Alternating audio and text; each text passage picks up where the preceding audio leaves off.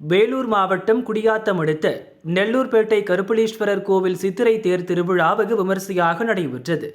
இதையொட்டி உற்சவர்கள் ஊர்வலமாக எடுத்து வரப்பட்டு அலங்கரிக்கப்பட்ட தேரில் வைத்து சிறப்பு பூஜைகள் நடைபெற்றன. தொடர்ந்து நெல்லூர்பேட்டை மாட வீதிகள் வழியாக திருத்தேர் வீதி உலா நடைபெற்றது. ஏராளமான பக்தர்கள் கலந்து கொண்டு தேரை வடம் பிடித்து இழுத்து பக்தி பரவசம் அடைந்தனர்.